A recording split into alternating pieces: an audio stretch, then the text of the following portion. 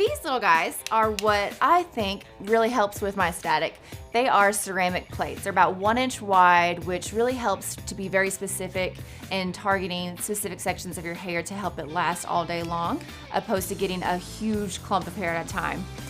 They also are floating, which helps keep the heat evenly distributed. So I'm not sure if you can see this in the video or not, but the plates are staying in contact with each strand, and it's reducing my frizz by probably about half, I would say, which even a little bit I'm grateful for, because I have some crazy hair some days. So this is just a miracle, a godsend for me. The 1 inch ceramic plates are actually really great for if you want to flip out your hair. So while you're straightening, you can always just take it and go under, just a little smidge, or you can go out and you can give it more volume. I'm going for more of a straight and sleek look today, but having such thin plates allows you to have more versatility in how you want to style your hair.